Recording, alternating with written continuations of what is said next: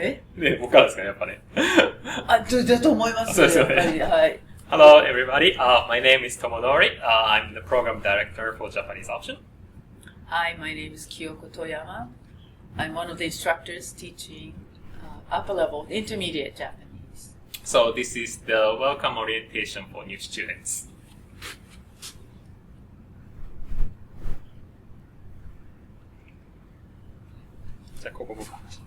So the first place you should go is we have a document to introduce our program, and I encourage all of you to look at this document. It gives you like a whole overview of the program as well as the required curriculum for the program. So please spend some time reviewing this document. So let me click on this. So there's a link here, and if you click,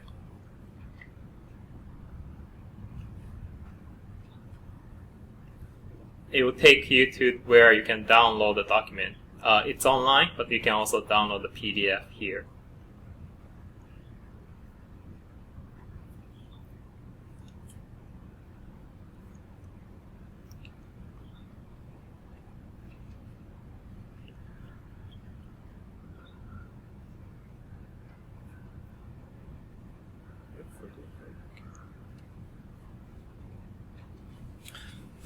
So today I'd like to focus on 4 things. One is faculty, 2 curriculum, 3 transfer, and we conclude with our goal of the program.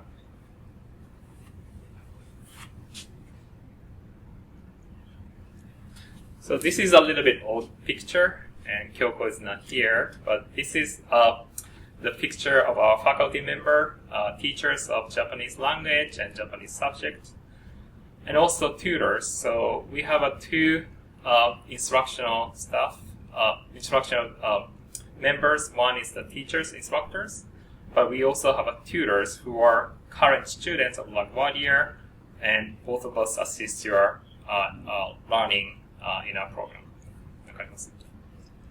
And one of the instructors you see in this photograph is actually the first graduate of Japanese option, Takeshi-san. So we are very proud of him returning to teach Japanese based on his experience. Yeah, so we just mentioned Takeshi. So he's a currently adjunct lecturer. He's teaching Japanese language as well as Arabic language. We also have a Professor Unji Kim. She's a language teacher, a Japanese language teacher. She also teaches Korean language. Professor Josh Trosis he doesn't teach language, he teaches Japanese literature. And he also teaches some philosophy program. And Kyoko. Oh, do you want me to talk about class? Your background. Oh, my background. So I actually work at LaGuardia as a full-time counselor, but almost a decade ago, just sort of by accident. But I used to teach Japanese when I was a graduate student. But it just so happened I was able to teach beginning Japanese, and after that I really fell in love with teaching Japanese, because when you're teaching, even though Japanese is my native language, but teaching is a whole different ballgame. And by teaching the language of my native language, I learned so much about Japanese. So that's been really helping me to really help our students understand the Japanese, not only just linguistically, but also culturally. I mean, often students ask, why do you say this? And sometimes, we take for granted, we just speak Japanese. But I began to really look at the roots of, especially the honorific, because I teach upper level, and honorific of Japanese that has the roots of the language or usage, even back in the samurai days. So it really, I learned that Japanese language is very deep and it embedded in the culture, embedded in the history. So, yeah. So, and then I've been teaching pretty much 103 and 104 in the last several years, and I try to include, I guess that's curriculum. I can go on like that. We can introduce the rest of the people, I guess, and then the next topic is curriculum. Yeah. And we also have Professor Robin Kitrinsky. She belongs to Social Science Department, and she specializes Japanese history. So one of the classes you take is history class, and she teaches it. Professor Shio Kaku Gofrin, she is also part-time instructor. She teaches Japanese language as well as Chinese language. And myself is teaching language, and I have a background in Japanese linguistics. So these are faculty members, and there are three full-time faculty members. All of us have a doctorate degree in the different subject matters. And also language teachers, it's very interesting, but they are all trilingual speakers. They teach Japanese language as well as another language, language other than Japanese and English. So I think it's a very interesting, unique group of faculty members for Japan studies here. And then we also have language tutors. Right now we have Yukari, Rina, Adriana, and Therese. And I heard there's a new one more, Sachiko, is going to join us. So you're going to have 5 language tutors. And they are all students, current students, or either recent graduates. And mostly they are assisting you to practice. If you need to practice language, they are the one who's going to help. They're native or near-native speakers or advanced speakers of Japanese, and they are very good partners if you want to practice Japanese language. And just based on my observation, the student, it makes sense, but the students who go to tutoring are more likely to succeed and get good grades. So just remember, please utilize these tutors as valuable resource. We also have a few videos. We do this exit interviewing. So we interview some of the graduates who finished the program, and they share their experience. What was the program like, and what was their experience was like.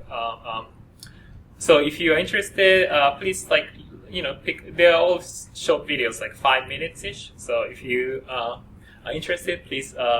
Look at them and watch them, and you're probably going to see like a very diverse, different experience. Although they take same classes, their interests are so different and their experience are so different. So I encourage you to take a few of them.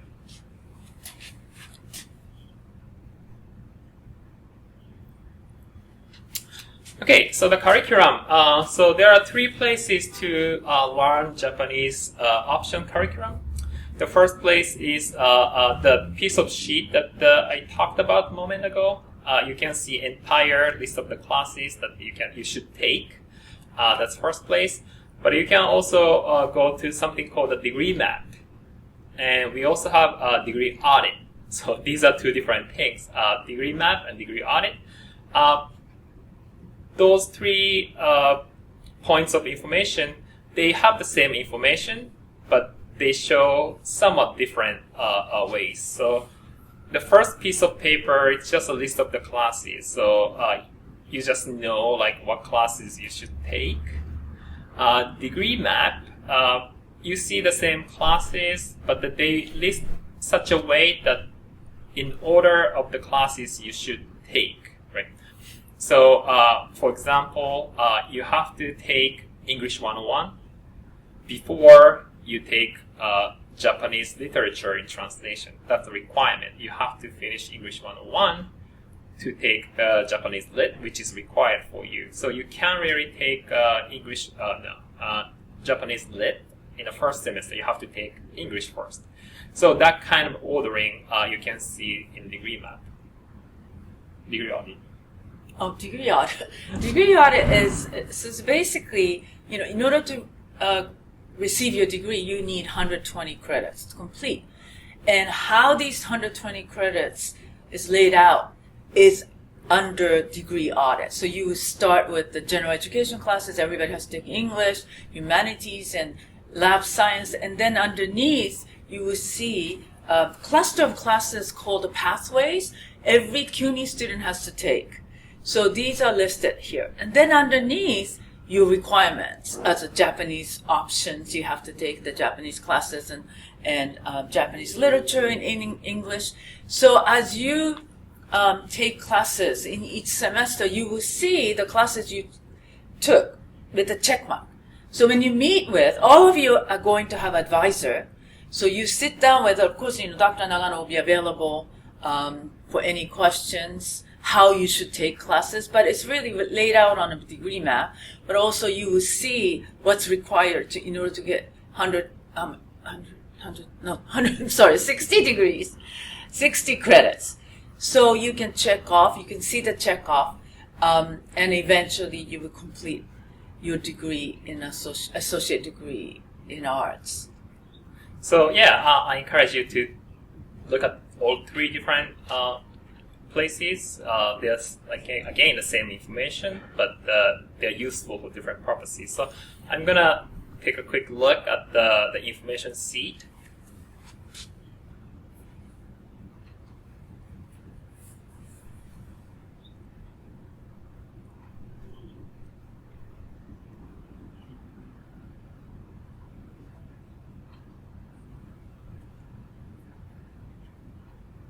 So this is what you're going to see on the information sheet.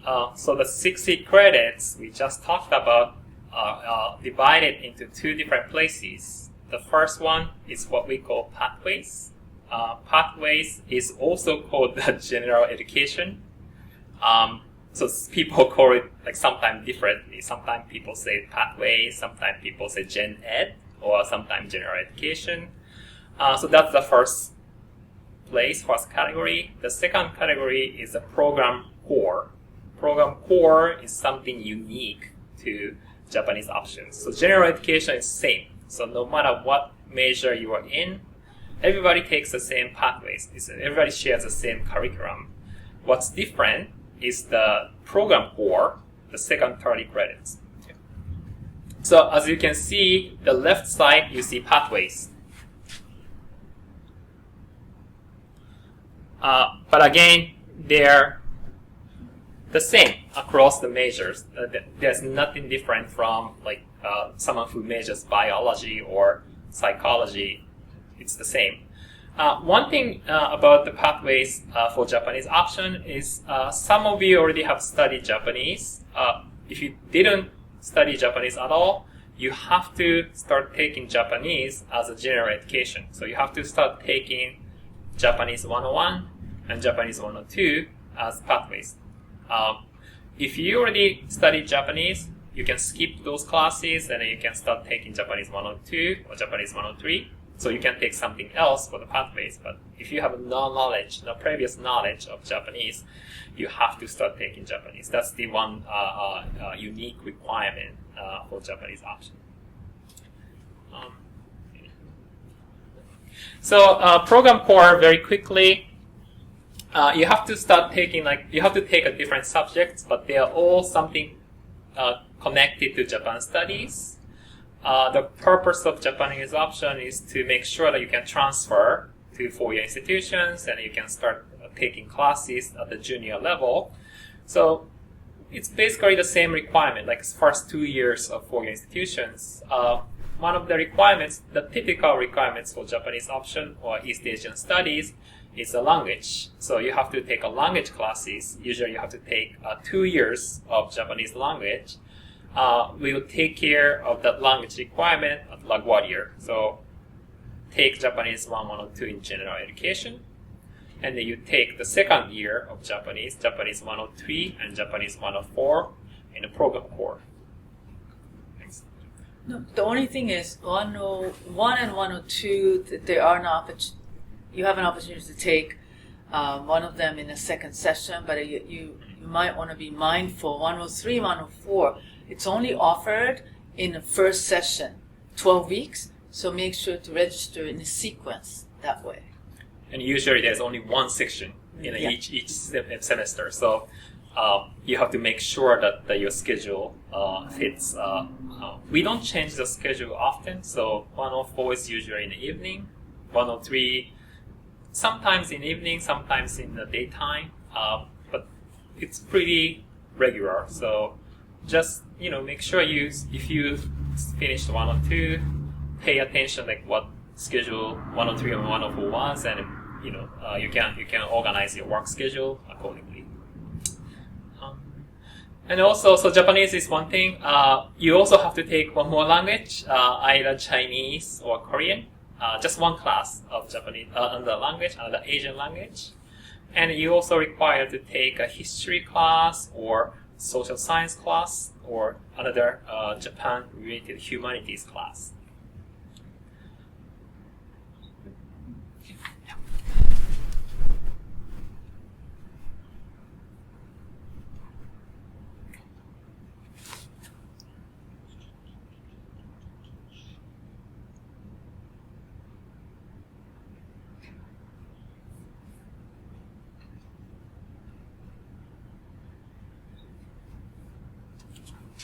Okay, so that was the curriculum, and the next topic is transfer. So 2 years is very quick. Once you start studying here, if everything goes smoothly, you have to start thinking about transfer in the second year. So it's too late to start thinking about transfer after you graduate, because the process takes place as early as around this time of the year. So start thinking about transfer not as soon as right now, but once you finish 101, 102, just like plan what's going to happen after LaGuardia and have some ideas. Or talk to the instructors or talk to the peers, tutors, to think about what options are the best fit for your interest. We have a 3 articulation. Articulation is the promised path. So in a way, we already organized your path. You don't need to pick those paths. But if you are interested, if you don't want to think too much about it, just take one of those 3 articulation agreements. Then everything is taken care by the agreement. The first place is Queen's College. Queen's College is one of the CUNY schools, which is in Flushing, very far from here. They're a long-term partner with us. Many of our graduates went there and finished the BA. Their BAs is East Asian Studies. In many ways, their BA is very traditional East Asian Studies. Like it's a very, very typical East Asian Studies. Okay. The second path, which was created very recently, is Hunter College. So Hunter College has a major in Japanese. So it's not the East Asian Studies. It's very Japanese focused. So their program is somewhat unique because not many schools have a specialization like BA in Japanese, but the Hunter has one. It's a good program. Hunter is very good school, but it's very unique. So you have to be committed to Japan studies, right? Like if you do East Asian studies, there's a more flexibility in a way. Like you can explore your careers in, let's say, Korea or China, Japan, right? Like you should have some level of flexibility in the East Asian studies. Hunter College, you have to love, you have to commit yourself to the career in Japan. It's not easy. Many people have a good interest, like some interest, like good amount of interest. That's why you're here. You major in Japanese option, but it's not easy to 20 years old to decide your entire life career at this point. So that's one my own reservation. But Hunter is a great school. Like usually people consider Hunter is one of the best schools of CUNY. So it's a good school to transfer to. One of the things, this is true with any university and college in the United States, and because also I have one student who, well, two of them went to Hunter, but at a four-year college, there's an option called major and double major and major and minor.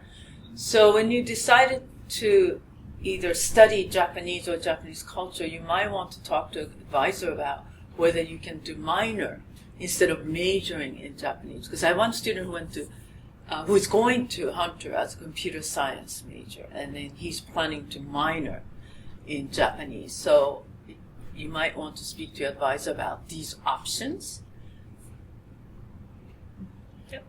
Hunter, definitely double major is a good idea. That kind of resolves my concern as well. The last option is Temple University. So Temple is a private institution in Philadelphia. It's a pretty good school. It's not the Ivy League, but it's well known. Has a name value. It's a pretty prestigious school. They have a Japan campus.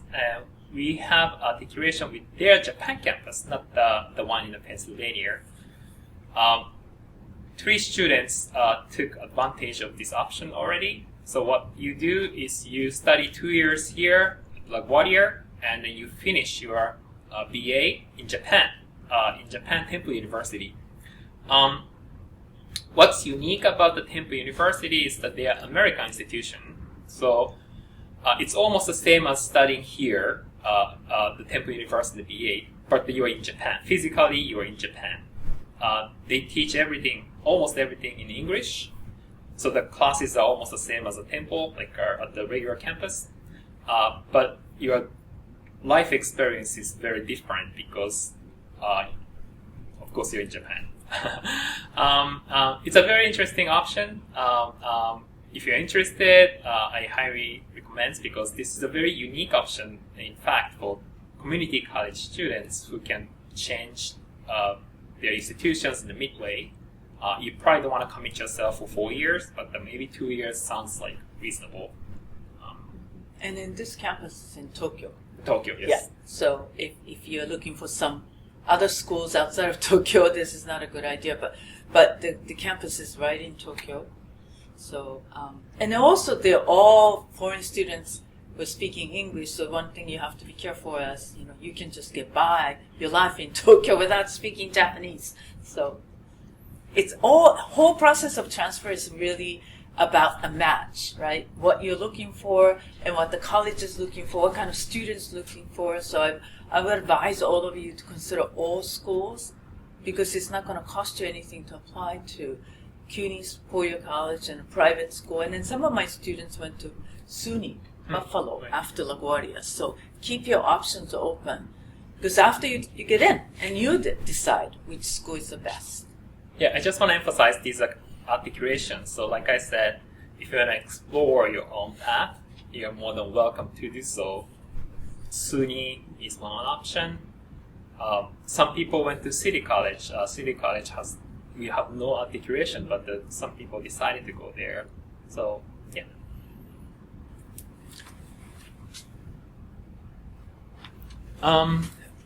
So we have another document, not for you, but when you start thinking about transfer graduation, there's another piece of document that you can look at, and it has lots of information we just talked about.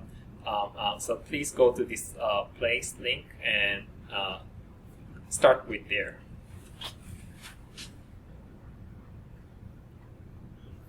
Okay, the last one is the support, and you can read our mission statement. But basically, we are interested in helping you to build a career in the Japan studies or something connected to Japan. We are aware that many of you are interested in anime or manga, but very few people can make a living out of those pop culture. Eventually, you have to have your own career that's kind of aligned with your interests. So we are here to help you to find out how you can build careers based on your interest. Yeah. And I didn't mention about my class being the intermediate. Of course, I teach Japanese, but there are a lot of cultural pieces in my class. So, for example, last year, we went to Carnegie Hall as a class to listen to Japanese music, but also to look at the Japanese dance. They all came from Japan. So it's wonderful to be in a city because often there are a lot of programs that are free for not only students in general, but I try to look for these programs happening in New York City and then have my students experience so that you can understand how the language is impacted by different, arts, music. And one thing also we're very proud is we do have a few or several students who went on to become JET fellows. So Dr. Nagano, you can mention about it. So yeah, just JET is the it's a program by Japanese government. You are assigned to high school or middle school or high school in Japan. You teach English in Japanese public schools for 2 to 5 years. Usually this is like one of the good options for someone who finished in Japan studies or East Asian studies. Yeah. And make sure, this is true for every student, but make sure to stay in touch with your teachers of Japanese because you never know when you need to ask a reference. ライトが消えた。時間。いや、ライトがなぜか消えました。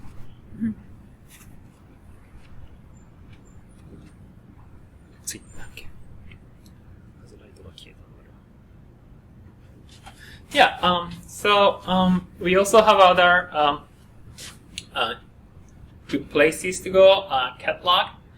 Catalog is almost like our contract. So if there is something about your college experience, catalog has the right information always. It's always accurate. So that's a good place to go. There's a link there. Most of the Japan Studies faculty are in the Education Language Acquisition Department, so this is a good department to visit. The office is B234. And you also have academic advisors. So one thing about the Japanese option is you don't have a dedicated advisor. So you'll be assigned to the random advisors who may or may not know enough about Japanese options. Sometimes, if you're lucky, you have someone who had the Japanese option student before. If you're not, they're helpful. They'll give you advice, useful advice, but they may not know enough about the program.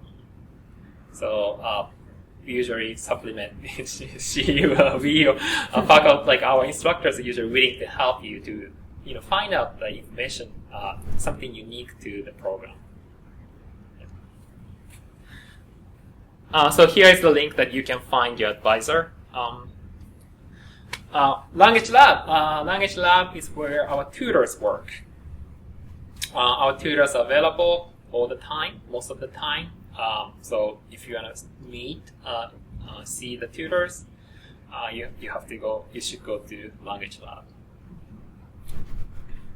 And I think often all the instructors include the language lab or, language lab as part of the percentage for the grades. So make sure when you first come to class or look at the blackboard, just review your syllabus so that you're not missing anything. So we also have a club, a student club. We don't talk much about the studying there. It's mostly about like watching anime or going to Comic-Con and stuff like that. But that's a good place to socialize. Many of their students are not Japanese options. Very few. Some of them are Japanese option students, but most of the people are coming from different majors. So that's also a good place to get to know people from other majors. Peer advisors. It's like a tutor. but they're not, again, specialized in Japanese option. Sometimes you find a very good peer advisors who share more the same kind of interests, but usually the peer advisors are not Japanese option student. So I think tutors are better choice, better bet for you. If you need to talk to someone, I think tutors might have a better answers for you.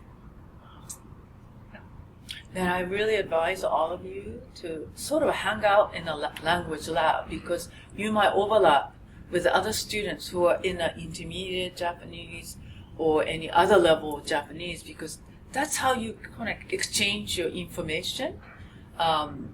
So try not to sort of avoid going to language lab. Just stick around and talk to not only tutors but also other peer sort of students who are taking Japanese.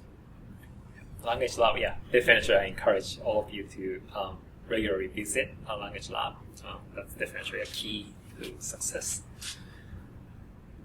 Okay, so this is the last slide and a few pieces of advice. So start with the small goals. Don't plan like your career, right? Like your goals should be something like manageable within the next few weeks. For example, I'm not gonna miss my class in the first 2 weeks, or I'm gonna study. I'm gonna go to the lab. I'm gonna go at least like twice a week in the first few weeks. Like something like a manageable piece. That helps you to start thinking about the bigger goal. So I encourage you to start with something small. No, I think language learning, as we also learn English as a second language, you really need to do the work every day. So at the beginning, you might want to get your feet wet, but when you look at the syllabus, you see the deadline. Almost every week, you have a homework. So just make sure not to be behind. And if you don't understand, talk to instructor, talk to a lab instructor and tutors and a fellow student, because they can really help you. So try to do some work every day. That's how you learn for foreign language. Okay, so then, so that's a kind of like point 4. So don't be shy. Ask questions. We're here. We are paid to answer your questions. If you don't ask questions, we are not going to answer. But if you ask questions, we definitely do our best to respond to your questions. So you just have to ask questions in the most comfortable way you are. Like you can email us, or you can talk to us after class, or you can text us, or but unless you initiate your question, there's nothing we can do. We try our best to reach out to you, but we don't know what your questions are. So please don't be shy and talk to us or tutors. And I also encourage you to talk to other students in the options.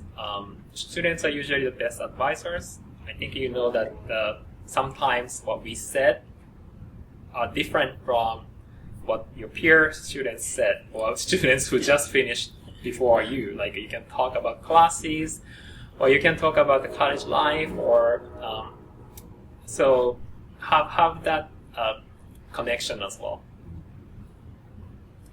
And Kyoko mentioned the co-curricular activities, but we do lots of events. Like we have lots of events, and please try to join. That's a good place to start that kind of connections.